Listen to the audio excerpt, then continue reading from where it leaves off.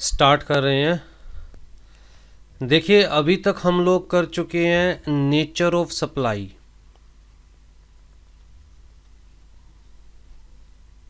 Right. और nature of supply के अंदर हमने देखा प्लेस ऑफ सप्लाई,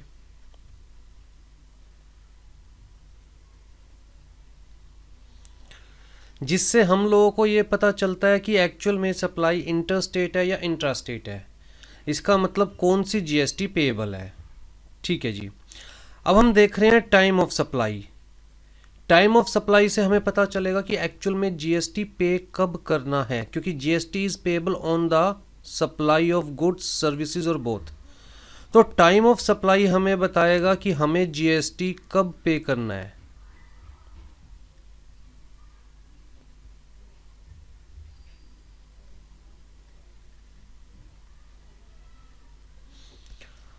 ठीक है जी।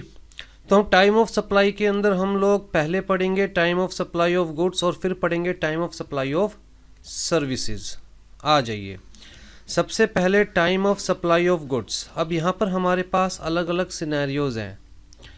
जैसे कि फर्स्ट सिनेरियो क्या है हमारा, कहता है in case of normal supply means forward charge mechanism. दूसरा केस क्या है हमारा, in case of reverse charge mechanism, जहां पर सप्लायर के बजाय recipient is liable to pay the GST. तीसरा केस है फिर हमारे पास in case of supply of vouchers. और चौथा केस है हमारे पास जहां पर ऊपर कहीं भी केस कवर नहीं हो रहा, वहां पर टाइम ऑफ सप्लाई कैसे डिटरमाइन किया जाएगा, राइट। तो बेसिकली हम क्या पढ़ रहे हैं, हम पढ़ रहे हैं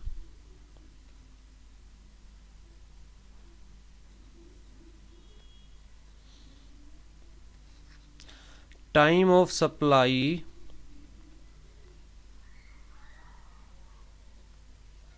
ऑफ गुड्स। पहले हम ये कवर कर रहे हैं और यहाँ हमने 4 केसेस देखे। कौन कौन से 4 केसेस हो सकते हैं, कहता है जी नॉर्मल केस, मतलब फॉरवर्ड चार्ज मैकेनिज्म। फिर जी रिवर्स चार्ज मैकेनिज्म। फिर जी in case of supply of voucher.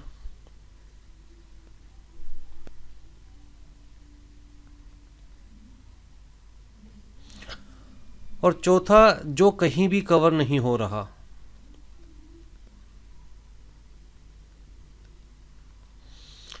Time of supply से हमें क्या पता चलेगा कि एक्चुअल में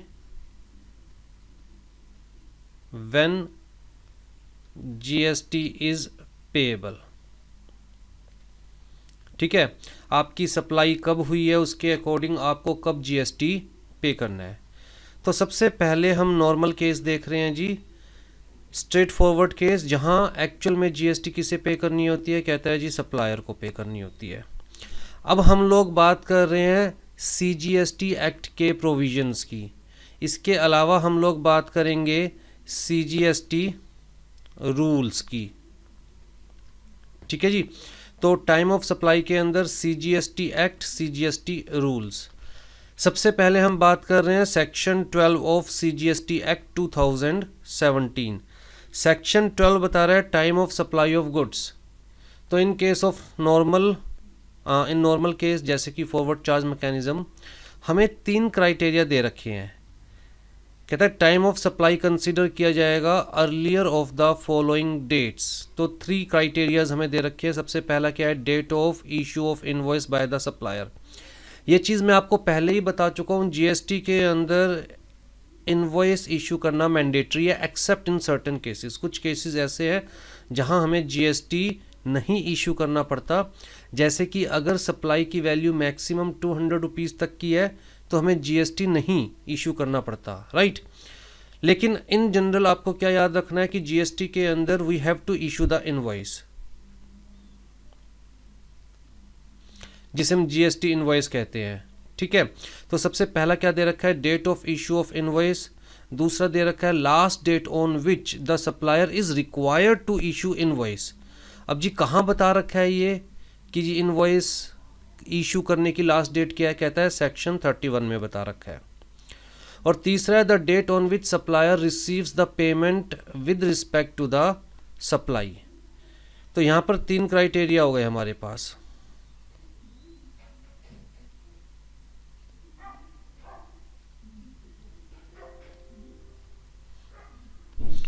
यहाँ पर हमारे पास 3 क्राइटेरिया हो गए। सबसे पहले ये चार्ट बनाने का एक ही रीज़न होता है कि आपको एक, जिसे कहते हैं ना, ओवरव्यू याद रहे, एग्ज़ाम्स के टाइम पर दिमाग में आ जाए। अगर आप चाहे तो अपनी कॉपी के ऊपर ये चार्ट साथ साथ बना सकते हैं। हाँ जी, date of issue of invoice,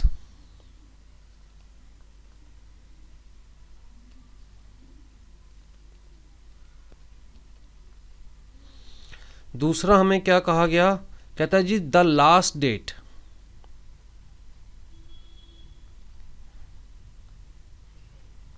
on which invoice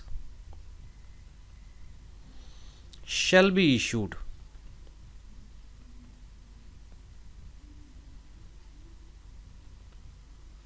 by supplier। सीधी सी बात है, जब हम नॉर्मल केस देख रहे हैं, फॉरवर्ड चार्ज मैकेनिज्म देख रहे हैं, तो यहाँ पर इनवॉइस कौन इशू करने वाला है, सप्लायर इशू करने वाला है। टैक्स भी कौन पे करने वाला है, सप्लायर पे करने वाला है। कहता है ये डेट कहाँ बता रखी है, ये डेट बता रखी है under section 31 of CGST act. ठीक है। तीसरा इन्होंने क्या कहा कि डेट ऑफ पेमेंट। ठीक है जी। तो पहले केस में तो कुछ भी डिस्कस करने वाला नहीं है, date of issue of invoice, लेकिन इस केस में डिस्कस करने वाला है कि लास्ट डेट कौन सी होती है जब इनवॉइस इशू करनी होती है GST में इन case of supply of goods. तो जी सेक्शन 31 आपके सामने है। सेक्शन 31 कहता है last date on which invoice is required to be issued. तो यहाँ पर भी हमारे पास 4 अलग अलग केसेस है, A, B, C, D। पहला केस क्या है, where movement of goods involved.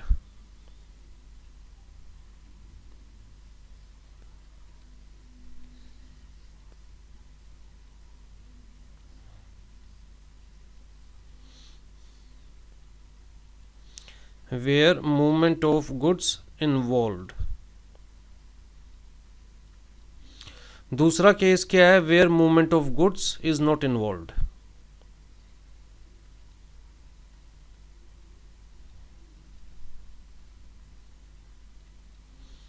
ठीक है जी।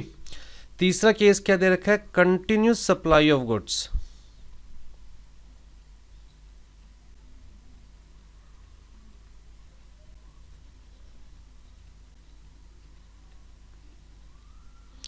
और चौथा केस क्या होता है हमेशा यहाँ पर, कि जहाँ पर गुड्स को सेल किया जाता है on the basis of approval for cell और रिटर्न।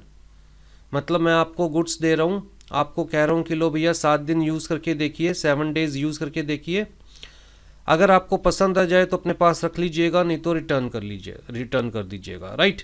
तो बेसिकली पसंद आ जाए तो अपने पास रख लीजिएगा, अदरवाइज रिटर्न कर दीजिएगा। ठीक है। तो अप्रूवल फॉर सेल या रिटर्न।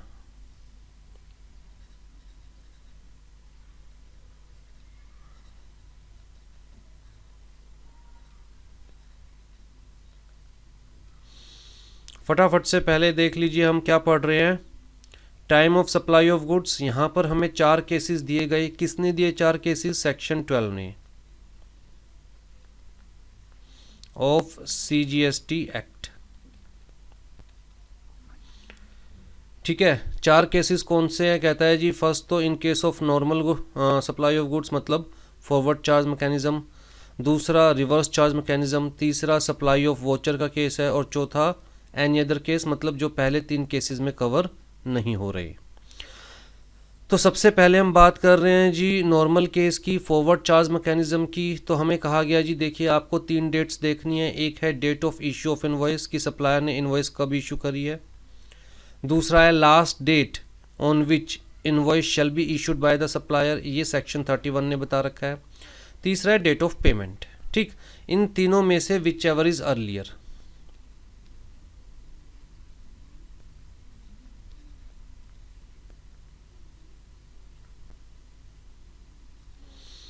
इन तीनों में से whichever is earlier shall be considered as date of supply in case of normal case, right. Time of supply in normal case, पहले इन तीन केसेस को दिमाग में रख लीजिए, date of issue of invoice, या फिर कहता है last day on which invoice shall be issued by the supplier, या डेट ऑफ पेमेंट। दो ही चीज़ है, इनवॉइस या पेमेंट, ठीक। अब last date on which invoice shall be issued by the supplier, section 31 ने बताया, यहाँ पर हमें 4 केस दिए। कहता है पहला केस जहाँ पर मूवमेंट ऑफ गुड्स इन्वॉल्व है। मूवमेंट ऑफ गुड्स इन्वॉल्व होने का मतलब क्या है? कहता है जी देखिए ये मेरी फैक्ट्री है सप्लायर की, और ये है रेसिपेंट की फैक्ट्री, और मैं सप्लाई कर रहा हूँ गुड्स और सामने वाले की फैक्ट्री तक गुड्स पहुँचा रहा हूँ। मेरी फैक्ट्री से गुड्स निकलेंगे और सामने वाले की फैक्ट्री में गुड्स जाएंगे, तो यहाँ पर मूवमेंट इन्वॉल्व्ड है, राइट। जैसे कि अगर आप पिज़्ज़ा ऑर्डर करते हैं, भैया होम डिलीवरी दीजिए, तो वहाँ पर मूवमेंट इन्वॉल्व्ड है।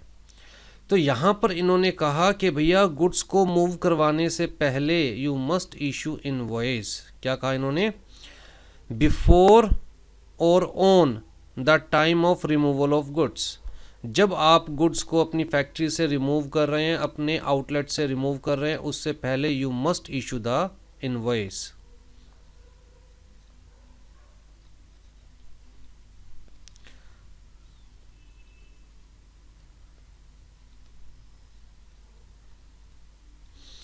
अच्छा, to be very frank, GST के अंदर हम प्रैक्टिकली भी देखते हैं, जब तक इनवॉइस इशू नहीं किया जाता, इनवॉइस नहीं बनाया जाता, तब तक आप गुड्स को फैक्ट्री से बाहर निकाल ही नहीं सकते, अपने आउटलेट से बाहर निकाल ही नहीं सकते, राइट।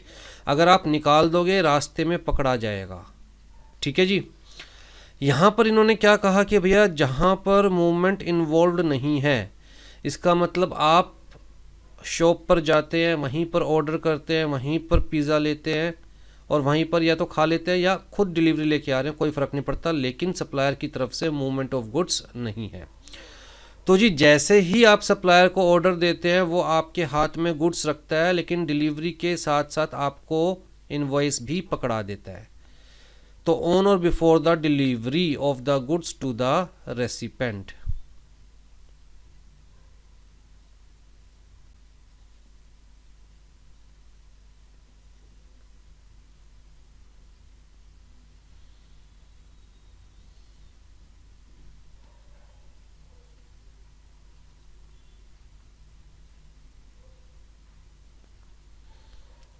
ठीक है जी। चलो, कंटिन्यूस सप्लाई ऑफ गुड्स का केस कौन सा केस होता है? मान के चलिए जी ये मेरी फैक्ट्री है, ये आपकी फैक्ट्री है, मैं सप्लायर हूँ, आप रेसिपेंट है, और रेगुलर बेसिस पर मेरी फैक्ट्री से आपकी फैक्ट्री में रॉ मटेरियल जाता रहता है, रेगुलर बेसिस पर। ऐसा नहीं है कि आपने सिंगल ऑर्डर दिया है, बल्कि रेगुलरली मेरी फैक्ट्री में सामान बनता रहता है, आपकी फैक्ट्री में जाता रहता है। ये क्या हो गया? Continuous supply of goods. अब यहाँ दो केसेस होते हैं, या तो केस होता है कि टाइम टू टाइम हम लोग अकाउंट्स प्रिपेयर करते हैं, स्टेटमेंट बनाते हैं और आपस में बैठ के स्टेटमेंट मैच करते हैं, लेट्स से वीकली बेसिस पर, या फिर एवरी 15 डेज़ के अंदर, या फिर मंथली बेसिस पर हम लोग अकाउंट्स बनाएंगे, स्टेटमेंट बनाएंगे और आपस में मैच करेंगे, हाँ भाई कितना सामान तेरे पास जा चुका, ठीक है।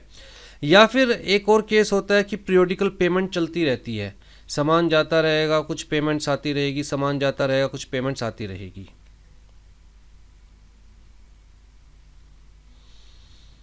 तो दोनों में से कोई भी केस हो, लोग कहता है भैया अगर ये वाला केस है तो जब भी आप स्टेटमेंट बना रहे हैं कि कितना सामान जा चुका है, साथ साथ इनवॉइस इशू कीजिए।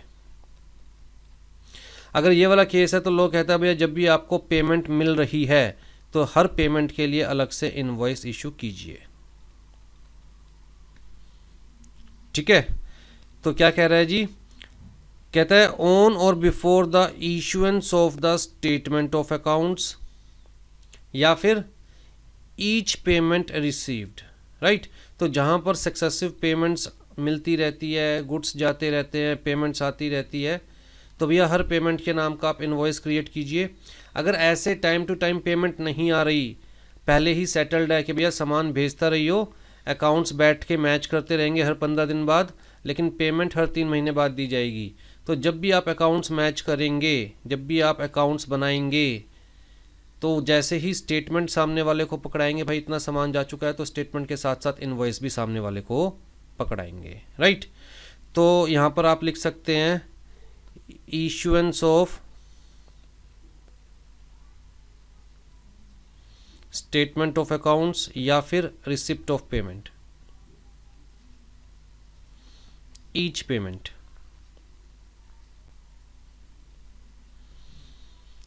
ठीक है जी। चौथा केस हमारे पास क्या है, अप्रूवल फॉर सेल और रिटर्न। तो बड़ी सिंपल सी बात है, मैं आपको कहता हूँ लो जी गुड्स ले जाइए अपने साथ, आप इन गुड्स को 7 डेज़ यूज़ कीजिए। अगर आपको गुड्स पसंद आए तो आप अपने पास रख लीजिएगा, नहीं तो हमें रिटर्न कर दीजिएगा, राइट। मान के चलिए 7 डेज़ आप गुड्स को यूज़ कर रहे हैं और उसके बाद भी आपने गुड्स रिटर्न नहीं किए, तो ऑटोमेटिकली क्या कंसीडर किया जाता है, सेल एग्जीक्यूटेड। ऑटोमेटिकली क्या कंसीडर किया जाता है, सेल एग्जीक्यूटेड। तो ये सेल एग्जीक्यूटेड की ही बात कर रहे हैं, क्या कह रहे हैं, ऑन और before the time of supply. तो जब सप्लाई कब कंसीडर की जाएगी, जब सेल एग्जीक्यूट हो जाएगी, ठीक है। तो जी इन्होंने कहा कि ऑन या before the time of supply, लेकिन मैक्सिमम कितने टाइम के लिए आप सामने वाले को गुड्स दे सकते हैं इस बेसिस पर, कहता है जी मैक्सिमम 6 मंथ्स। जब आपने सामने वाले को गुड्स सप्लाई किया, उसके मैक्सिमम 6 मंथ्स के अंदर अंदर यू मस्ट इशू इनवॉइस, ठीक है। तो ये 4 केस बनते हैं एज पर सेक्शन 31, जो हमें बता रहा है last date on which invoice shall be issued by the supplier.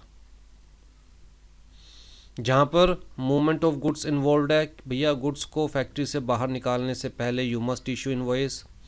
जहाँ पर मूवमेंट ऑफ गुड्स इन्वॉल्व नहीं है, सामने वाले को फैक्ट्री में डिलीवरी दे रहे हो, तो भैया डिलीवरी देने से पहले you must issue invoice. Continuous supply of goods के केस में अगर स्टेटमेंट ऑफ अकाउंट्स प्रिपेयर करते हो तो साथ साथ इनवॉइस भी क्रिएट कीजिए। अगर आपको टाइम टू टाइम पैसे मिलते रहते हैं, तो जब भी जितनी भी पेमेंट मिल रही है हर बार ईच पेमेंट के लिए you must issue invoice. Approval for sale या रिटर्न के केस के अंदर कहता है जब भी आप सप्लाई कर रहे हैं सामने वाले को गुड्स, तब इनवॉइस इशू कीजिए, या मैक्सिमम विद इन 6 मंथ्स आपको इनवॉइस इशू करना पड़ेगा, ठीक। तो ये हमारे पास दूसरी चीज़। तीसरी चीज़ कहता है जी डेट ऑफ पेमेंट। अब डेट ऑफ पेमेंट के केस में क्या होता है, मान के चलिए मैंने आपको गुड्स दिए और आपने मुझे चेक दे दिया 17 को, लेट्स से 17 नवंबर को आपने मुझे चेक दे दिया, ठीक है। अब जैसे ही मेरे पास चेक आता है, मैं अपने बुक्स ऑफ अकाउंट्स में एंट्री कर लेता हूं।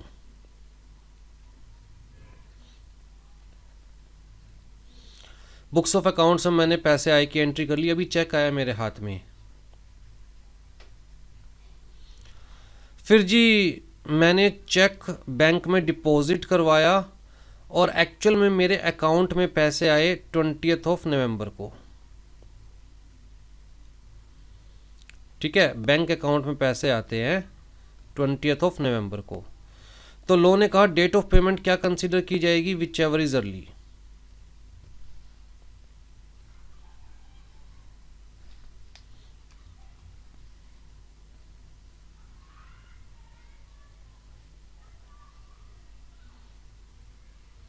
Date on which entry is made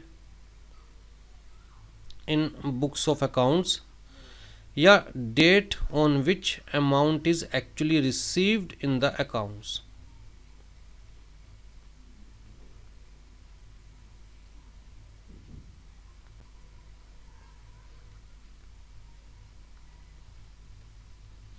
whichever is early।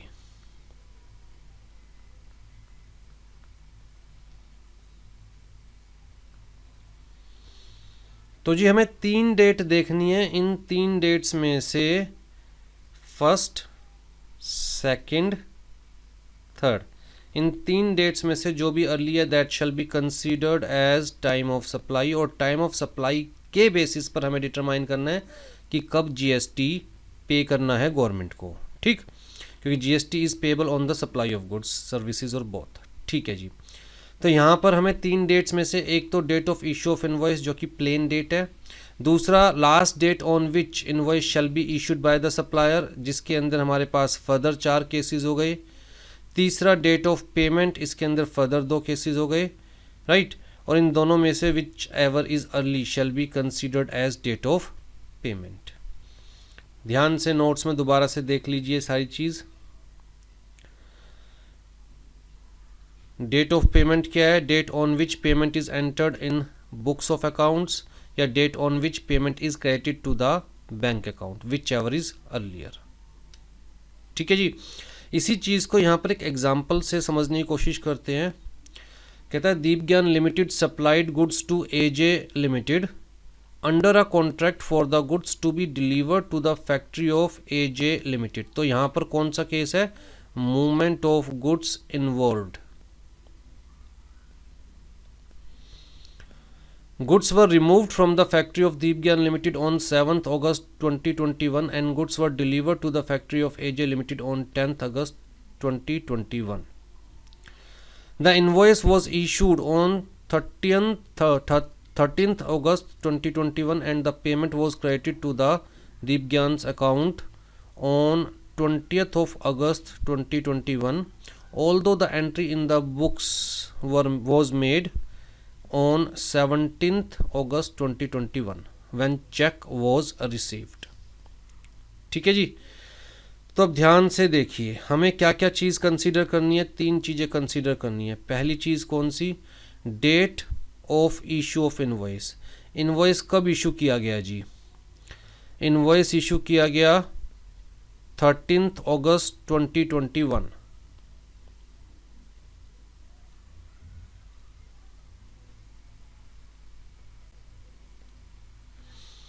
दूसरी चीज last date on which invoice should be या shall be issued by the supplier.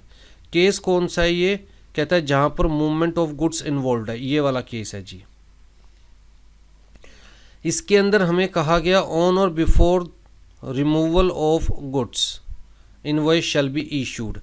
Goods कब रिमूव हुए हैं जी? गुड्स रिमूव हुए हैं फैक्ट्री से 7th अगस्त 2021।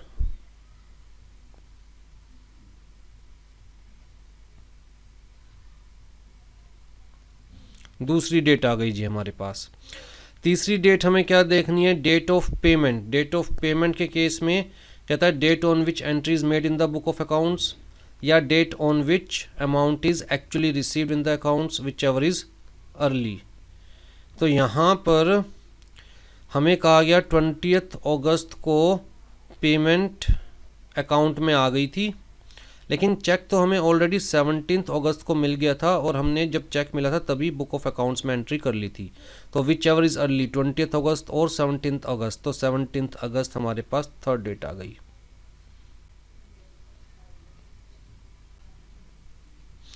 अब इन 3 डेट्स में से भी we have to consider the earliest, right. तो इन तीनों में से भी अर्लीस्ट क्या हो गया? 7th अगस्त 2021। तो इस केस में टाइम ऑफ सप्लाई क्या हो जाएगा? 7th अगस्त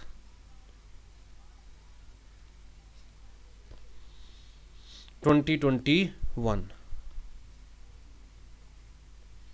यही 3 डेट्स यहाँ पर फाइंड आउट की गई है और इन 3 डेट्स में से भी अर्लीस्ट क्या है हमारे पास? 7th अगस्त। यहाँ पर अपडेट करना भूल गए, 21 मान के चलिए इन्हें।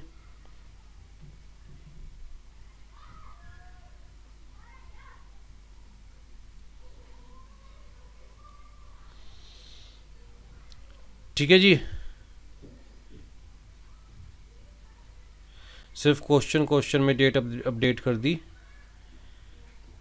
आंसर में डेट अपडेट ही नहीं करी। क्वेश्चन में बताइए कोई डाउट हो तो। सिनेरियो समझ में आ गया कैसे फाइंड आउट करना है हमें? कहता है नॉर्मल केस डिस्कस कर रहे हैं। सबसे पहले हम नॉर्मल केस में हमें 3 कंडीशंस दी गई। सबसे पहली कंडीशन क्या है? Date of issue of invoice. दूसरी कंडीशन क्या है, last date on which invoice shall be issued by the supplier. किसने बता रखा है जी लास्ट डेट, कहता है सेक्शन 31 ने। यहाँ पर भी हमें 4 केसेस दे रखे हैं। वो 4 केसेस कौन से हैं, कहता है where movement of goods involve, where movement of goods not involve, continuous supply of goods, approval for sale या रिटर्न। तो बड़ी सिंपल सी चीज़ याद रखनी है, जैसे मैंने आपको कहा कि फैक्ट्री से गुड्स बाहर निकालने से पहले यू मस्ट इशू इनवॉइस। यहाँ पर भी यही चीज़ कही गई है कि ऑन या before the removal of goods you must issue invoice. यहाँ पर भी यही चीज़ कही गई है कि भैया फैक्ट्री में डिलीवरी दे रहे हो तो ऑन और before the delivery of goods. फिर जी कंटिन्यूस सप्लाई ऑफ गुड्स के केस में इन्होंने कहा जी हो सकता है आप time to time statement prepare करो कि कितना सामान जा चुका है, कितना बकाया रहता है, कितना पैसा खड़ा हो चुका है। जब आप स्टेटमेंट बना रहे हैं तो हर बार जितना भी आउटस्टैंडिंग है उसके नाम का इनवॉइस इशू कीजिए। या फिर हो सकता है आपको टाइम टू टाइम सामने वाले से पेमेंट मिल रही है तो हर पेमेंट के नाम का आप इनवॉइस इशू कीजिए। फिर अप्रूवल फॉर सेल और रिटर्न, इस केस के अंदर इन्होंने कहा कि ऑन और before the time of supply. Time of supply कब मान के चला जाएगा, जब सेल एग्जीक्यूटेड मानी जाती है, लेकिन इन्होंने यहाँ पर टाइम लिमिट दे दी कि मैक्सिमम विद इन 6 मंथ्स आपको इनवॉइस इशू करना है। जब सामने वाले को गुड्स दे रहे हैं उसके मैक्सिमम विद इन 6 मंथ्स। ऐसा नहीं है सामने वाले को कहा 1 साल यूज़ कर ले भाई, अगर ठीक लगे तो रख लियो नहीं तो वापस दे दियो। इन्होंने यहाँ मैक्सिमम टाइम दे दिया विद इन 6 मंथ्स। ठीक है जी। फिर तीसरी कंडीशन बताई गई date of payment. Date of payment में भी हमारे पास 2 चीज़ें कही गई, date on which entry is made in the book of accounts और दूसरी date on which the amount is received whichever is early, उसमें से कंसीडर करना है। तो ये 3 कंडीशंस आपको माइंड में रखनी है। कोई डाउट हो तो बताइए, नहीं तो नेक्स्ट कंडीशन पे चलते हैं।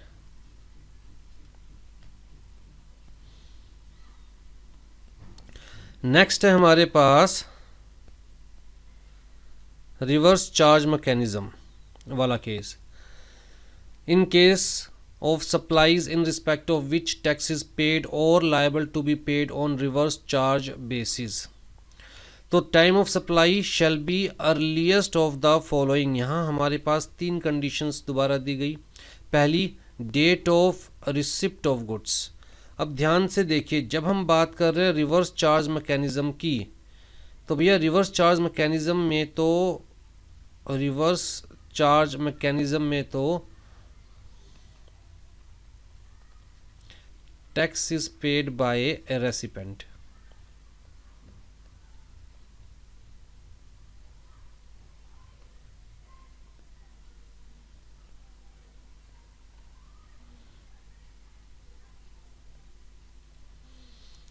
ठीक है जी।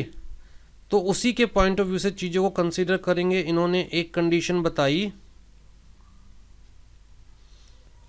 क्या कि date of the receipt of goods. अब यहाँ पर सप्लायर के पॉइंट ऑफ व्यू से नहीं कंसीडर कर रहे, रेसिपेंट के पॉइंट ऑफ व्यू से कंसीडर कर रहे हैं date of the receipt of goods.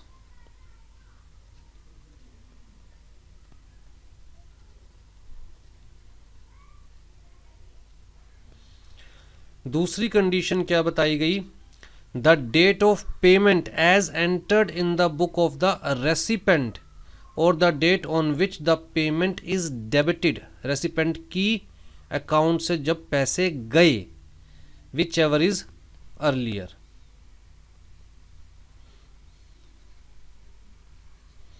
Date of payment की बात की जा रही है, लेकिन इस बार रेसिपेंट के पॉइंट ऑफ व्यू से, सप्लायर के पॉइंट ऑफ व्यू से नहीं।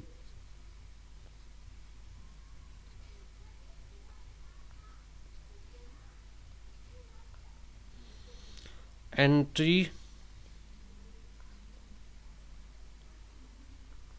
is made in books of accounts of recipient।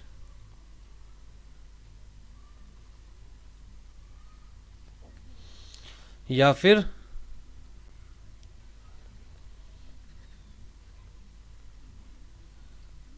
Date on which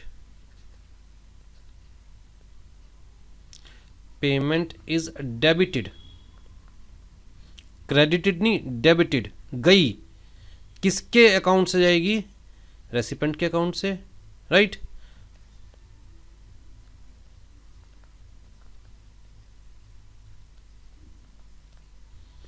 which ever is earlier.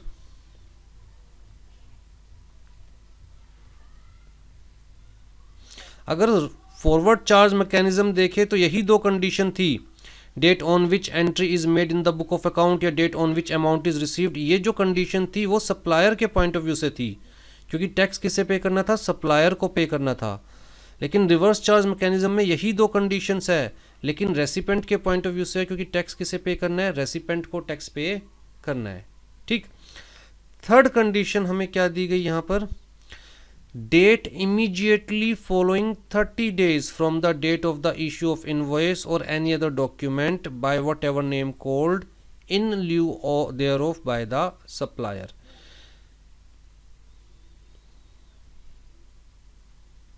Date of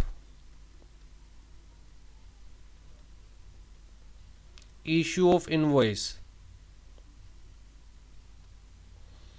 तो वहां से हमें क्या कंसीडर करना है, 30 days।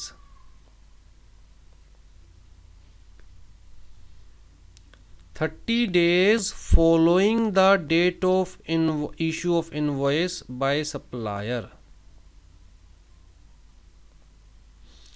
ये तीन कंडीशंस हम लोगों को देखनी है। तो विच एवर इज अर्लियर,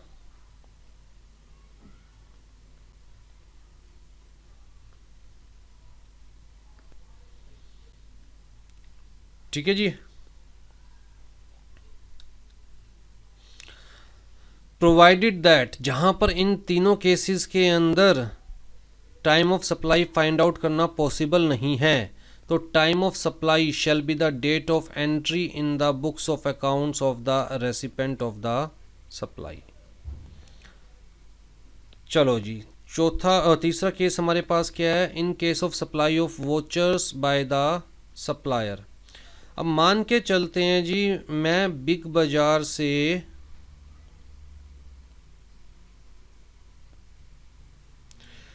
एक वोचर परचेज करके लाता हूं।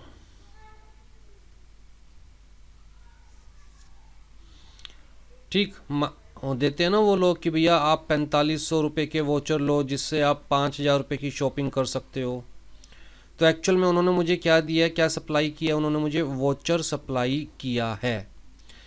लेकिन इस वोचर के बेसिस पर मैं गुड्स परचेज करूंगा। अब जी यहाँ दो कंडीशंस है, इस वोचर को यूज़ करके मैं क्या गुड्स परचेज कर सकता हूँ, या तो ये पहले से ही पता है कि लेट से इस कंपनी की आप जीन्स परचेज कर सकते हो। तो केस 1 क्या है हमारे पास, जहां गुड्स आर आइडेंटिफिएबल।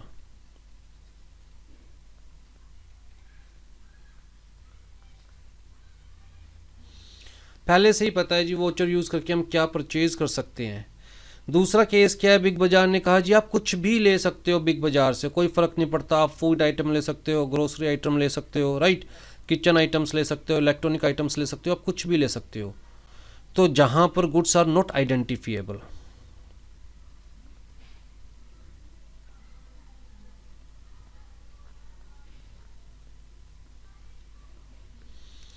जहां पर गुड्स आइडेंटिफिएबल है, पहले ही पता है कि भैया जीन्स परचेज कर सकते हो वो भी इस कंपनी की, तो बिग बाजार जैसे ही मुझे वोचर इशू करता है मान के चला जाएगा कि बिग बाजार ने एक तरह से मुझे वो आइडेंटिफिएबल गुड्स इशू कर दिए, सप्लाई कर दिए, राइट। तो डेट ऑफ सप्लाई क्या हो जाएगी इस केस के अंदर,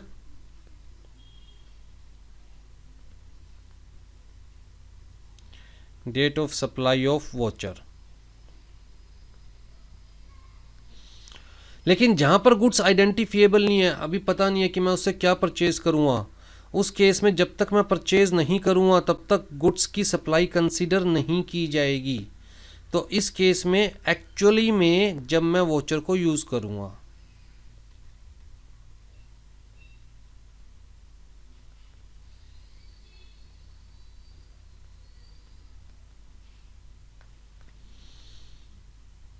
उस डेट को date of supply consider, time of supply consider किया जाएगा, राइट।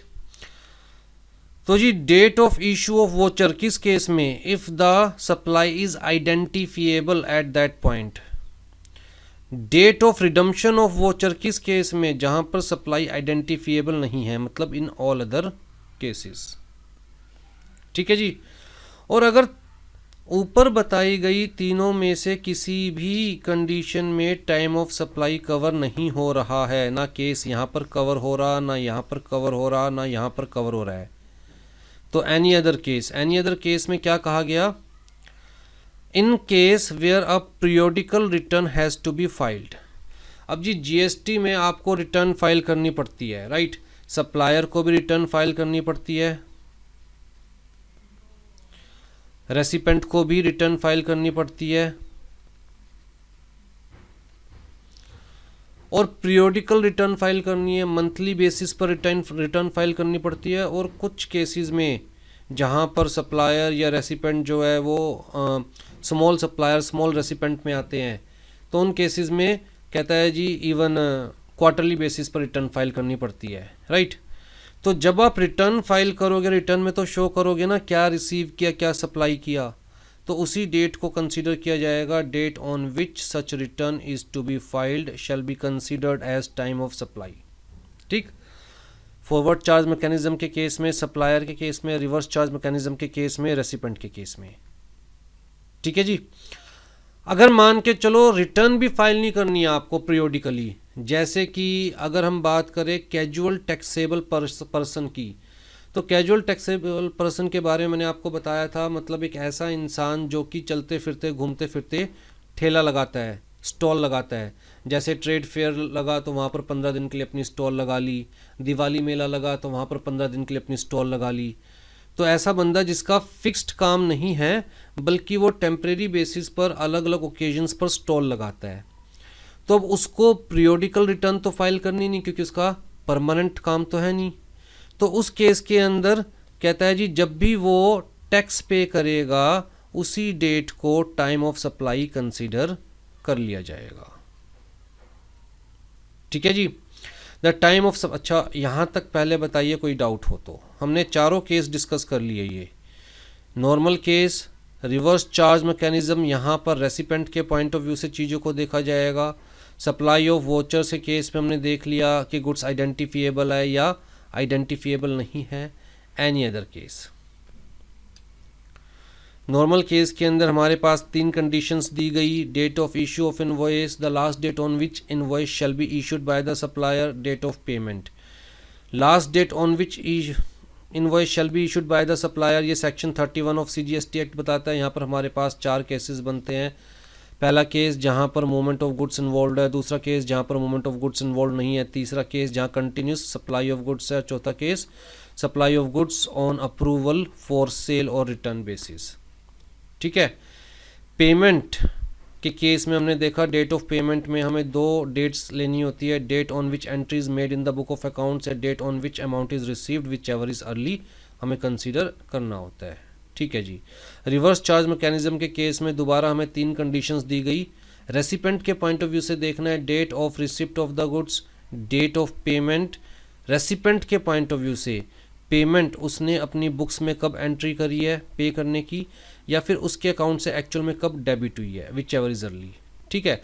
फिर date of issue of invoice by the supplier, उसके 30 डेज के अंदर अंदर, within 30 days following the date on which invoice is issued by the supplier. ये 3 date हमें consider करनी है, विच एवर इज अर्लियर। फिर जी वोचर का केस हमने देख लिया है। उसके अलावा हमने कहा जी जहाँ पर कुछ भी कवर नहीं हो रहा तो उस केस में आप ये देखिए क्या पीरियोडिकल रिटर्न फाइल करनी है, किसको कहता है जी, चाहे सप्लायर को चाहे रेसिपेंट को।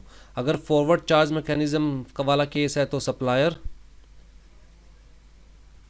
अगर रिवर्स चार्ज मैकेनिज्म वाला केस है तो रेसिपेंट।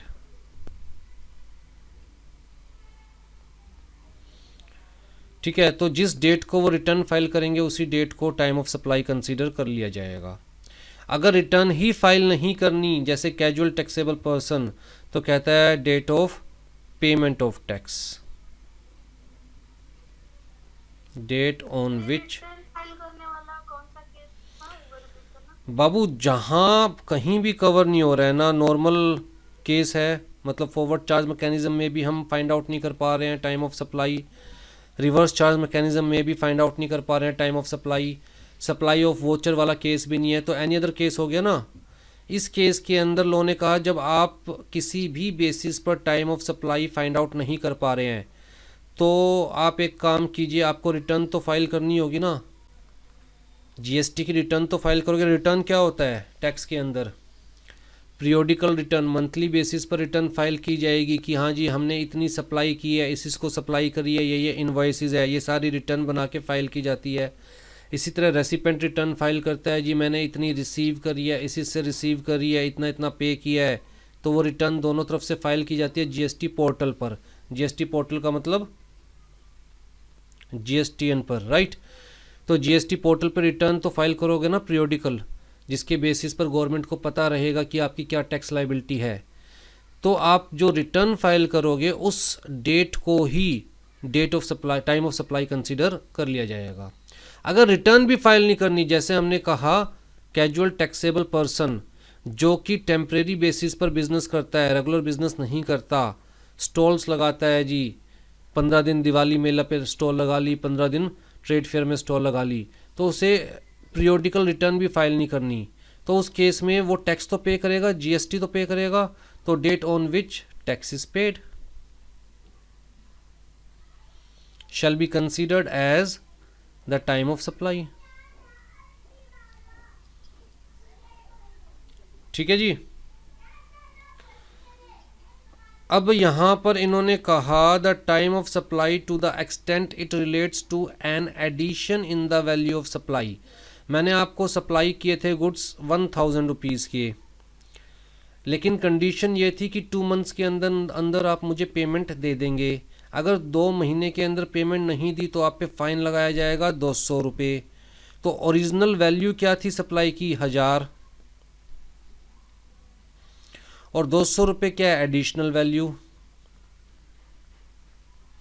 अगर मैं कुछ आपसे इन एडिशन लूँगा, चाहे वो in the form of interest लूँगा या in the form of late fee लूँगा या in the form of penalty लूँगा, पेनल्टी फॉर डिलेड पेमेंट, किसी भी फॉर्म में आपसे कुछ एडिशनल वैल्यू लूँगा तो उस एडिशनल वैल्यू पे भी तो मुझे जीएसटी पे करना पड़ेगा, बाकायदा सामने वाले को इनवॉइस देना पड़ेगा उस एडिशनल वैल्यू का भी, राइट।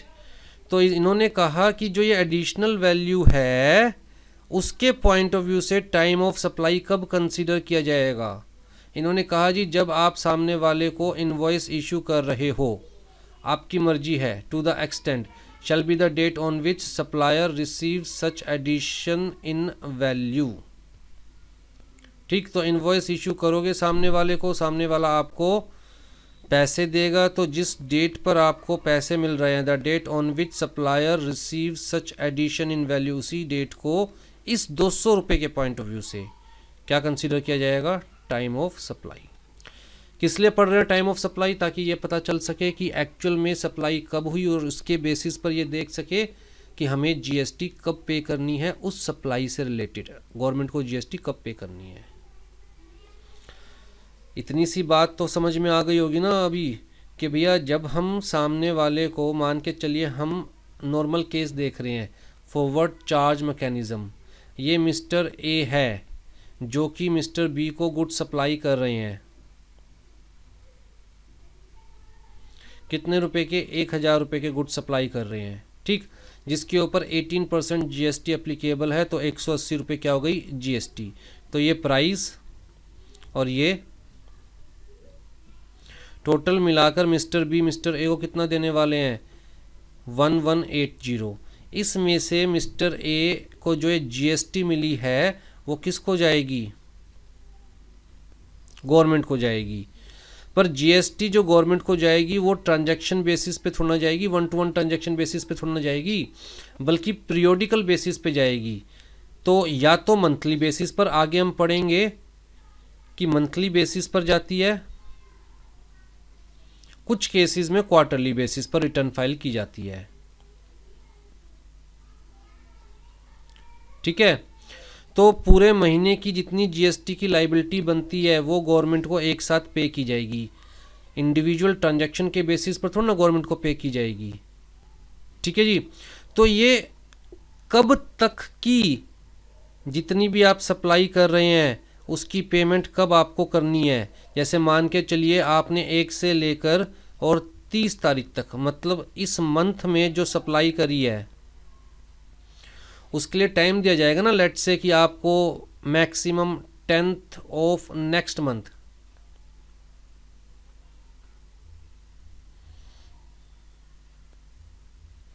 आपको जीएसटी पे करनी है, टाइम दिया जाएगा आपको। तो आपको क्या फाइंड आउट करना है, time of supply. Time of supply अगर मान के चलिए हम इस मंथ को ले रहे हैं सितंबर का महीना, और मान के चलते हैं कि जो आपने सितंबर में सप्लाई करी है उसकी आपको जीएसटी कब पे करनी है, 10th ऑफ नेक्स्ट मंथ, मतलब 10th ऑफ अक्टूबर तक आपको जीएसटी पे करनी है। अब जी टाइम ऑफ सप्लाई आपका टिल 30th सितंबर आता है, तो उसके नाम की जीएसटी आपको 10th ऑफ अक्टूबर तक पे करनी पड़ेगी। लेकिन अगर टाइम ऑफ सप्लाई आपका 1st ऑफ अक्टूबर आ जाता है तो फिर उसके नाम की जीएसटी आपको 10th ऑफ नवंबर को पे करनी पड़ेगी, as per our example, right. तो टाइम ऑफ सप्लाई से ही तो पता चलेगा कि एक्चुअल में हमें उस सप्लाई से रिलेटेड जीएसटी कब तक गवर्नमेंट को पे करनी है, इसीलिए time of supply is important. आ गई बात समझ में? तो अभी हम क्या पढ़ रहे हैं, time of supply of goods हम लोगों ने कवर किया है। अब time of supply of services की बात करेंगे हम लोग। तो जी सेक्शन नंबर 12 ने कहा था time of supply of goods. Section number 13 किसके सेक्शन पढ़ रहे हैं? सेक्शन नंबर 13 बता रहा है time of supply of services. तो सर्विसेज के केस में क्या कंसिडर किया जाएगा? अगेन जैसे हमने गुड्स के केस में देखा था कि जी हमारे पास अलग अलग केसेस हैं, नॉर्मल केस है, रिवर्स चार्ज मैकेनिज्म है, सप्लाई ऑफ वोचर है, एनी अदर केस। ऐसे ही सर्विसेज के केस में भी अलग अलग केसेस हैं, राइट। तो नॉर्मल केस है हमारे पास, उसके अलावा हमारे पास रिवर्स चार्ज मैकेनिज्म है, right. Continuous supply of services वाला केस है हमारे पास। तो यहाँ पर भी हमारे पास अलग अलग केसेस है।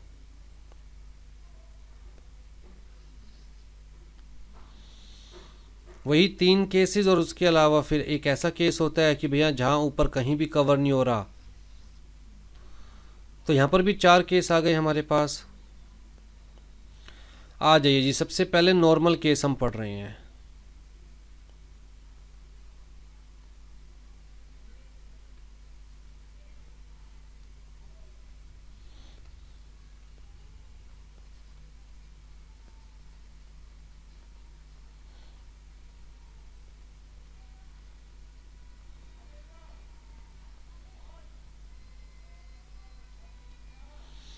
सेक्शन 13 ऑफ सीजीएसटी एक्ट, जिसमें अलग अलग केसेस मैंने आपको दिखाए, जिसमें से सबसे पहला केस हम क्या पढ़ रहे हैं, नॉर्मल केस। नॉर्मल केस का मतलब फॉरवर्ड चार्ज मैकेनिज्म वाला केस हम पढ़ रहे हैं। आ जाइए जी, अब यहाँ पर भी हमें अलग अलग कंडीशंस दे रखी है। 3 कंडीशंस क्या दे रखी है, कहता है आपको देखना है कि क्या invoice as per section 31 issue की गई है या नहीं की गई। आपको पहले क्या देखना है कि क्या इनवॉइस इशू की गई है या नहीं की गई। सबसे पहले तो ये देखिए,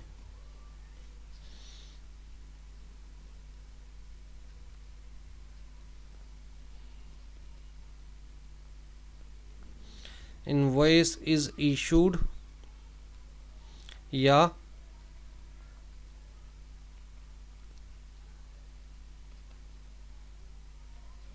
इनवॉइस इज नॉट इशूड। अगर इनवॉइस इशू की गई है, अगर की गई है तो लोग कहता है भैया एज पर सेक्शन 31 इशू की गई है या नहीं की गई।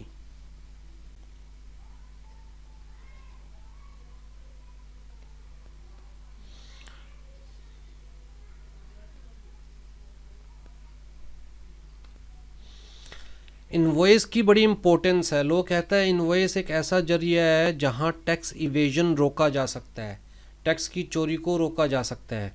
अगर आप हर ट्रांजैक्शन का प्रॉपर इनवॉइस इशू करते हैं with in the time specified under section 31, आप इनवॉइस इशू करते हैं, तो इसका मतलब आपके दिल में चोर नहीं है, इसका मतलब आप प्रॉपर टैक्स पे करना चाहते हैं।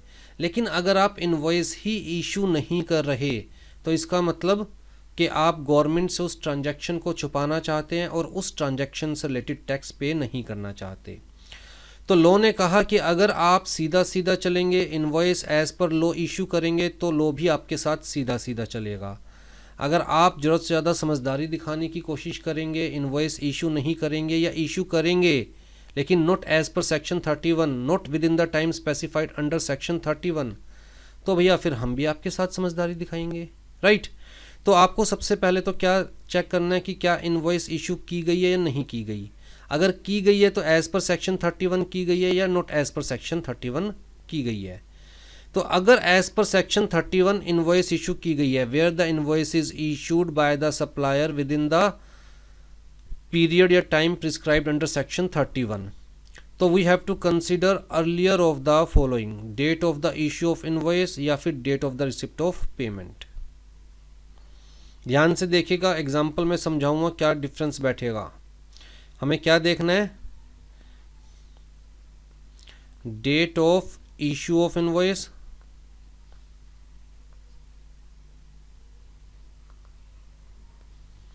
या फिर डेट ऑफ पेमेंट। ठीक है, date of issue of invoice या फिर date of payment, receipt of payment. In मतलब नॉर्मल केस हम डिस्कस कर रहे हैं, फॉरवर्ड चार्ज मैकेनिज्म हम डिस्कस कर रहे हैं, तो सप्लायर के पॉइंट ऑफ व्यू से चीज़ों को देखेंगे, क्योंकि फॉरवर्ड चार्ज मैकेनिज्म के अंदर supplier has to pay the tax, right. तो date of invoice by supplier लिख लीजिए पूरा, या date of receipt of payment by supplier. इन दोनों में से whichever is earlier.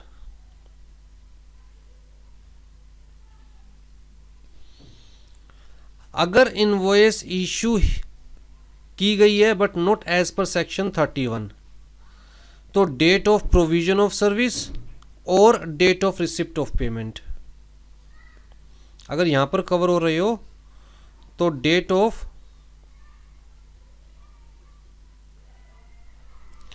Provision of service और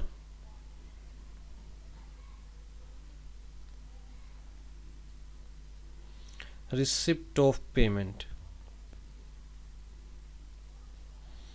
विच एवर इज अर्लियर। अगर मान के चलिए आपने इनवॉइस इशू की ही नहीं, तो आप यहां पर आ जाते हैं, एनी अदर केस में आ जाते हैं आप। तो उस केस में क्या होगा, any other case like where the invoice is not issued, तो date on which recipient shows the receipt of services in his book of accounts. Date on which recipient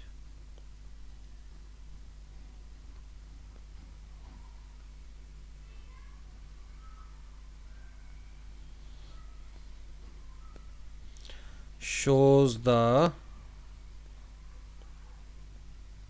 receipt of services in books of accounts। ठीक है जी। क्या फ़र्क पड़ता है invoice time पर issue की जाए या नहीं की जाए। सेक्शन 31 जब हम देखते हैं तो सेक्शन 31 कहता है कि इन नॉर्मल तो विद इन 30 डेज आपको इनवॉइस इशू कर देनी है। कितने टाइम के अंदर, विद इन 30 डेज नॉर्मली, ठीक। लेकिन कुछ केसेस के अंदर आपको 45 डेज के अंदर अंदर इशू कर देनी है। जैसे अगर हम बैंकिंग कंपनीज़ की बात करें, services provided by banking companies including non banking financial companies, ठीक। इंश्योरेंस कंपनीज़ की बात करें तो उन कंपनीज़ को इन्होंने कहा कि with in 45 days, normally with in 30 days आपको इनवॉइस इशू कर देनी है। अब जी क्या फ़र्क पड़ता है, ध्यान से देखिएगा। मान के चलते हैं कि मिस्टर ए ने मिस्टर बी को सर्विसेज प्रोवाइड करी 17 नवंबर को, तो प्रोविजन ऑफ सर्विसेज क्या है,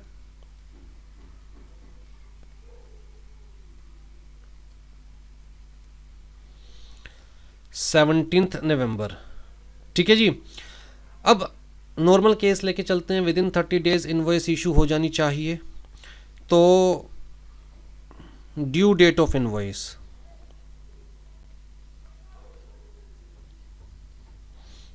जब इनवॉइस इशू हो जानी चाहिए तो मैक्सिमम से मैक्सिमम विद इन 30 डेज, तो मान के चलिए let's say 16th of November और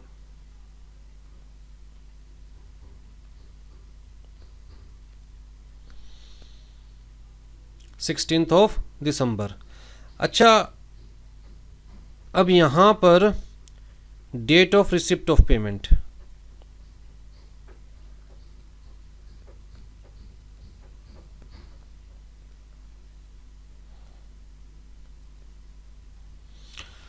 मान के चलते हैं जी date of receipt of payment है लेट्स से 10th ऑफ दिसंबर। ध्यान से देखें तीन चीज़ें जो मैंने लिखी है, सर्विसेज कब दी गई, प्रोविजन ऑफ सर्विसेज कब है, 17th नवंबर को। Due date of issue of invoice वो है 16th ऑफ दिसंबर, विद इन 30 डेज। और date of receipt of payment क्या है, 10th ऑफ दिसंबर। अब जी invoice actually issued, date on which invoice is actually issued,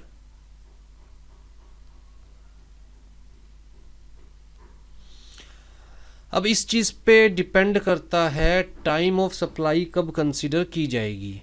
अगर मान के चलिए invoice is actually issued on 15th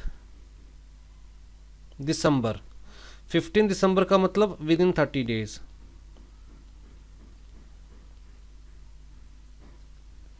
as per section 31। ठीक, तो अब हमें क्या कंसीडर करना है, कहता है दिस और this whichever is earlier, यही है ना, date of issue of invoice by the supplier या date of receipt of payment by the supplier whichever is earlier. तो हमें क्या कंसीडर करना है इस केस में, 10th दिसंबर और 15th December which ever is earlier. तो जी हम इसे कंसीडर करेंगे टाइम ऑफ सप्लाई, और क्योंकि दिसंबर में टाइम ऑफ सप्लाई है तो इसके नाम का टैक्स कब पे करना है, लेट्स से जनवरी में। एग्जाम्पल के तौर पे 10th ऑफ नेक्स्ट मंथ, तो 10th जनवरी। ठीक है, मान के चलते हैं कि जी जो डेट ऑफ इनवॉइस है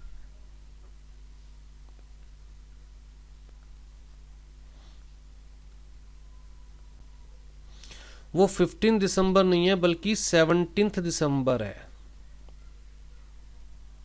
मतलब नॉट विद इन 30 डेज।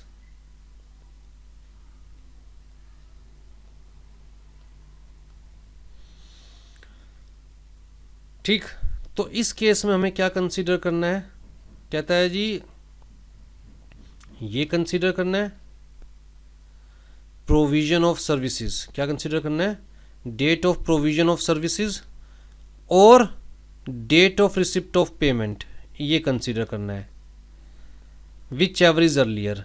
तो क्या कंसीडर करना है, 17th November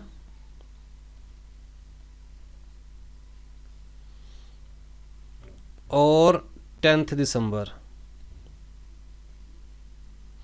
which ever is earlier. तो अर्लियर क्या हो गई, इसे मान के चलेंगे टाइम ऑफ सप्लाई, और नवंबर में सप्लाई है तो जी अब टैक्स कब पे करना है आपको, 10th दिसंबर तक, 10th of following month, next month, right. तो टाइम पर इनवॉइस इशू करोगे तो 10th जनवरी, टाइम पर इशू नहीं किया तो 10th दिसंबर, राइट। आ गया डिफरेंस। तो इसीलिए डेट ऑफ इनवॉइस बहुत इंपॉर्टेंट है। इनवॉइस इशू ही नहीं किया तो कौन सी डेट कंसीडर करनी है, date on which recipient shows the receipt of services in the books of accounts. बताइए जी, इसके अंदर कोई डाउट हो तो।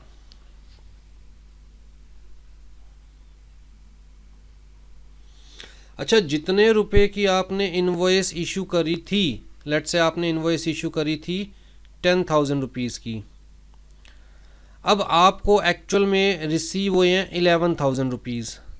सर्विसेज के केस में ऐसा तो नहीं होता ना कि भाई जितने की इनवॉइस इशू करी उतने ही मिले, हो सकता है बाद में सामने वाले ने कुछ एडिशनल सर्विसेज ले ली हो। जैसे कि लेट से इंटरनेट वाले से मैंने कनेक्शन लिया था, ये इंटरनेट की सर्विसेज ली थी, तो उसने मुझे कहा जी आपको पूरे 12 महीने के 10,000 रुपये लगेंगे। फिर मैंने उससे थोड़ी सी स्पीड और इंक्रीज़ करवा ली, तो इनिशियल उसने इनवॉइस इशू कर दिया था 10,000 का, बाद में उसने कहा जी 1,000 रुपये और दीजिए क्योंकि आपने स्पीड और इंक्रीज़ करवाई है, राइट। तो हो सकता है वो 1,000 रुपये और ले मुझसे। तो कहता है जहाँ पर एक्सेस अमाउंट लिया जा रहा है अप टू ₹1,000, छोटा सा एक्सेस अमाउंट और लिया जा रहा है, तो सप्लाई मतलब ऑप्शन दी गई कि it shall be at the option of the supplier, कि टाइम ऑफ सप्लाई क्या कंसीडर किया जाएगा, date of issue of invoice relating to such excess amount. ठीक, अगर एक्सेस अमाउंट 1,000 से ज़्यादा है फिर ऊपर वाले रूल्स फॉलो करो, ऊपर वाले प्रोविजंस कंप्लाई करो। ठीक है जी। अब date of receipt of payment तो आपको पहले ही ऊपर हम डिस्कस कर चुके हैं। Time of supply of goods के केस में हमें 2 डेट देखनी होती है, एक वो डेट जिस डेट पर हमने अपने अकाउंट्स में एंट्री करी है और दूसरी डेट जिस डेट पर एक्चुअल में अकाउंट्स में पैसे आए हैं, उनमें से विच एवर इज़ अर्लियर हमें कंसीडर करना होता है। पीरियड, अब यहाँ पर लिखा था ना invoice is issued as per the period specified under section 31, तो वो क्या स्पेसिफाई कर रखा है सेक्शन 31 ने, जो मैंने आपको कहा था। इन्होंने कहा a registered person supplying taxable services shall before और after the provision of service but within the time specified under the rules shall issue invoice. ठीक, तो रूल्स जब हम देखते हैं तो रूल 47 ऑफ CGST रूल्स में टाइम बताया हुआ है। कितना टाइम बताया हुआ है, invoice shall be issued within the period of 30 days from the date of the supply of service. तो आपको क्या याद रखना है, within 30 days of the date of supply of service. ठीक है जी। लेकिन इंश्योरेंस कंपनी के केस में, बैंकिंग कंपनी के केस में, फाइनेंशियल इंस्टीट्यूशन के केस में इंक्लूडिंग NBFCs, राइट, मैंने आपको कहा था कि 30 डेज़ की जगह 45 डेज़ का टाइम दिया गया है कि आपको with in 45 days invoice issue करनी है। तो इनवॉइस के पॉइंट ऑफ व्यू से 30 डेज़ और 45 डेज़ दोनों आपको कंसीडर करना है। ये नॉर्मल केस हो गया और ये special case only in case of insurance, banking companies, financial institutions, NBFCs। आ जाओ जी, अब हम बात कर रहे हैं time of supply, time of issue of invoice in case of continuous supply of services. Continuous supply of service, जैसे कि आप ये सर्विस ले रहे हैं कोचिंग की, तो एक कंटिन्यूस सप्लाई ऑफ सर्विस है। एक बारी में तो आपको सारी सर्विस मिल नहीं गई, हर रोज़ क्लासेस होती है, राइट, और लंबे समय तक सर्विसेज आपको दी जाएगी, तो एक कंटिन्यूस सप्लाई ऑफ सर्विस है। इंटरनेट की सर्विस लेते हैं तो कंटिन्यूस सप्लाई ऑफ सर्विस है। टेलीफोन की सर्विसेज लेते हैं तो कंटिन्यूस सप्लाई ऑफ सर्विस है, राइट। तो when the due date of the payment can be identified from the contract, जहाँ पहले ही कॉन्ट्रैक्ट में ड्यू डेट आइडेंटिफाइड है, जैसे कि अगर क्लासेस की बात करें तो भैया सर्विसेज आपको मिलती रहेगी लेकिन पेमेंट सारी की सारी आपको एडवांस में करनी पड़ेगी, तो वहाँ ड्यू डेट आइडेंटिफाइड है, पेमेंट ऑलरेडी पता है कब करनी है। या फिर टेलीफोन बिल की बात करें या इंटरनेट बिल की बात करें तो ड्यू डेट आइडेंटिफाइड होती है कि भैया 30 दिन बाद सामने वाला इनवॉइस भेज देता है, बाबूजी आपका इंटरनेट का रिचार्ज ड्यू हो गया।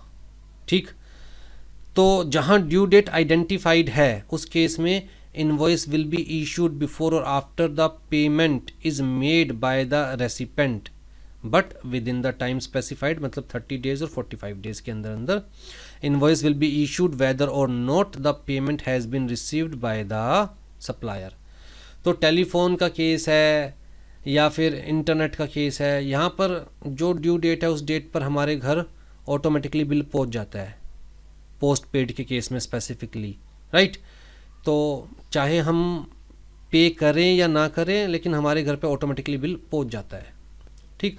तो उन्होंने बड़ा क्लियर कट कहा, जो हमने आपको टाइम लिमिट दे रखी है विदिन 30 डेज़, उस टाइम 45 डेज़ 30 डेज़, उस टाइम के अंदर अंदर आपको इन्वॉइस इशू कर देनी है, चाहे एक्चुअल में सामने वाला पेमेंट करे या ना करे। जहाँ पर कहता है जी आइडेंटिफाइड नहीं है कंटिन्यूस सप्लाई ऑफ सर्विस में, जहाँ पर आइडेंटिफाइड नहीं है कि सामने वाले को पेमेंट कब करनी है, जैसे कि हम लोग वर्क कॉन्ट्रैक्ट की बात कर रहे हैं,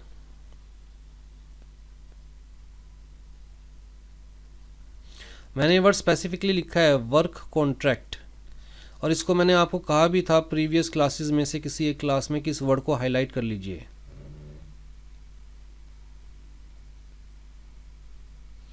क्या मतलब वो इसका, वर्क कॉन्ट्रैक्ट कौन सा वर्क होता है?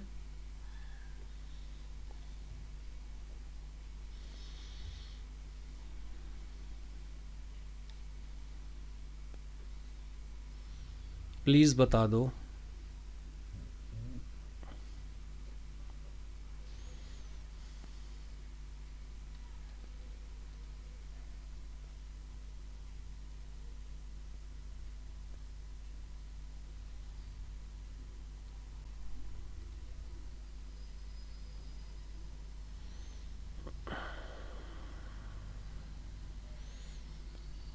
कहाँ गया work contract? Related to immovable property जो कॉन्ट्रैक्ट दिया जाता है उसे वर्क कॉन्ट्रैक्ट कहा जाता है। जैसे कि कहाँ पर कवर था, ऊपर ढूंढना पड़ेगा। जैसे कि मान के चलिए आप कॉन्ट्रैक्टर है, मैं आपको अपने घर के रिनोवेशन का काम दे रहा हूँ, तो आप उसको रिनोवेट करते करते सामान भी लगाएंगे उसके अंदर, तो लेबर भी दी जा रही है, आपकी तरफ से सामान भी लग रहा है, ठेका आपको मिलता है एक तरह से, भाई 3 लाख रुपए में पूरी रिनोवेशन करनी है। तो इस टाइप के कॉन्ट्रैक्ट को हम क्या कहते हैं, वर्क कॉन्ट्रैक्ट, राइट। तो इसको सर्विसेज में कंसीडर किया जाता है, सप्लाई ऑफ सर्विसेज में, चाहे गुड्स भी प्रोवाइड किए जा रहे हैं कॉन्ट्रैक्टर की तरफ से। जैसे अगर मेरी टूटियाँ टूटी पड़ी है तो कॉन्ट्रैक्टर नई टूटियाँ लगवाता है उसी ठेके में, राइट। तो चाहे गुड्स भी प्रोवाइड किए जा रहे हैं कॉन्ट्रैक्टर की तरफ से, लेकिन इसको सर्विसेज में ही कंसीडर किया जाता है, और इस टाइप के वर्क को बोला जाता है वर्क कॉन्ट्रैक्ट। अब यहाँ पर फिक्स्ड नहीं होता कि एक्चुअल में ठेकेदार को हम पैसे कब देंगे, ये कंटिन्यूस सप्लाई ऑफ सर्विस है, चलती रहेगी 1 महीना 2 महीना 3 महीना, तो यहाँ फिक्स नहीं होता ठेकेदार को पैसे कब देंगे। ठेकेदार कभी भी मुंह उठा के खड़ा हो जाता है, बाबूजी पैसे दे दीजिए थोड़े से, राइट। तो कोई फिक्स डेट नहीं होती। तो उस केस में the invoice shall be issued before और after each time when the supplier of service receives the payment but within the specified time. तो जहाँ डेट है स्पेसिफिकली तो वहाँ डेट को दिमाग में रखना है, जहाँ डेट नहीं है वहाँ पेमेंट को दिमाग में रखना है। Where the payment is link to the completion of an event, तो जी इवेंट कंप्लीट होने के विद इन 30 डेज और 45 डेज। हाँ जी, where the supply of service ceases under the contract, जैसे कि मैंने ठेकेदार को ठेका दिया था कि भैया ये रहा वर्क कॉन्ट्रैक्ट, ठेकेदार को ठेका दिया था कि भैया आपको काम कंप्लीट करना है, ठेका दिया था 1 अगस्त 2021 को, और उसे कहा गया था मार्च 2022 तक आपको बिल्डिंग तैयार करके मुझे देनी है, लेकिन उसका काम पसंद नहीं आया इसलिए काम बीच में ही रोक दिया गया, 10 नवंबर 2021 को ही काम रोक दिया गया उसका। तो भैया जैसे ही उसका काम रोका गया, ठेकेदार अपना जितना भी उसने काम किया है उस काम के नाम के तो पैसे मांगेगा ठेकेदार। तो जी contractor shall issue invoice on 10 नवंबर, जिस दिन उसका ठेका रोका गया है, to the extent of the work performed, right. तो इस केस के अंदर invoice shall be issued at the time when the supply ceases and such invoice shall be issued to the extent of the services provided before stopping. ठीक है जी। तो invoice कब issue करनी है, आई थिंक वो क्लियर है specifically in case of continuous supply of service में। उसके अलावा नॉर्मल केस में इनवॉइस कब इशू करनी है वो चीज़ क्लियर है, विद इन 30 डेज और 45 डेज। आ जाइए जी।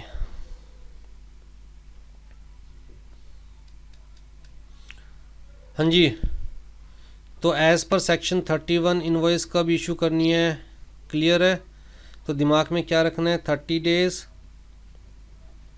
या 45 डेज़। और even continuous supply of services के केस में भी इन्होंने कहा कि भाई 30 डेज़ या 45 डेज़ किस पॉइंट से कंसीडर करना है वो इन्होंने बता दिया है कि भैया जो कंटिन्यूस सप्लाई ऑफ सर्विस है वहाँ पर पेमेंट की डेट आइडेंटिफिएबल है, तो जो डेट आइडेंटिफिएबल है उसके 30 या 45 डेज़ के अंदर अंदर इनवॉइस इशू कीजिए। डेट आइडेंटिफिएबल नहीं है तो पेमेंट मिलने के 30 या 45 डेज़ के अंदर अंदर इशू कीजिए, ठीक है। कंप्लीशन ऑफ इवेंट पर पेमेंट मिलनी है तो इवेंट कंप्लीट होने के 30 या 45 डेज़ के अंदर अंदर इशू कीजिए। और काम बीच में रोक दिया गया है, आपसे काम वापस ले लिया गया है, तो जिस दिन काम रोक दिया गया है उस दिन के 30 या 45 डेज़ के अंदर, मतलब उसी दिन, सॉरी इस केस में उसी दिन जिस दिन काम रोका गया है इनवॉइस इशू कर दीजिए। बताइए जी, यहाँ तक कोई डाउट हो तो।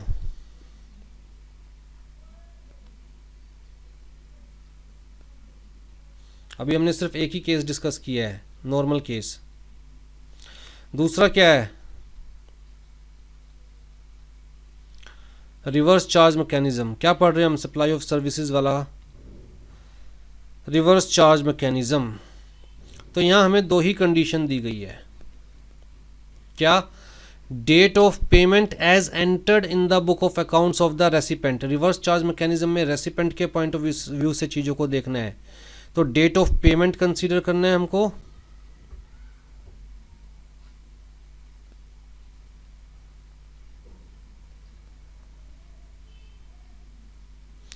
या फिर हमें कंसीडर करना है 60 डेज।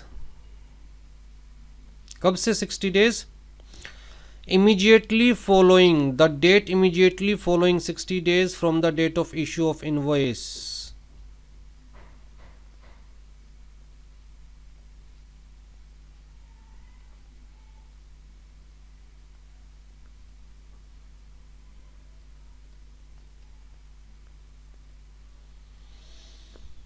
इन दोनों में से whichever is earlier, right. Date of payment कहता है जी रेसिपेंट के पॉइंट ऑफ व्यू से, क्योंकि रिवर्स चार्ज मैकेनिज्म है, तो जी रेसिपेंट के पॉइंट ऑफ व्यू से जब उसके अकाउंट्स में शो हो रही है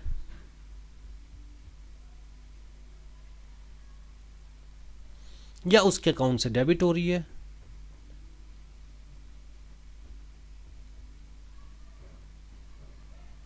विच एवर इज अर्ली। तो earlier of the following, date of payment और 60 डेज, ये दो चीज़ दिमाग में रखिए।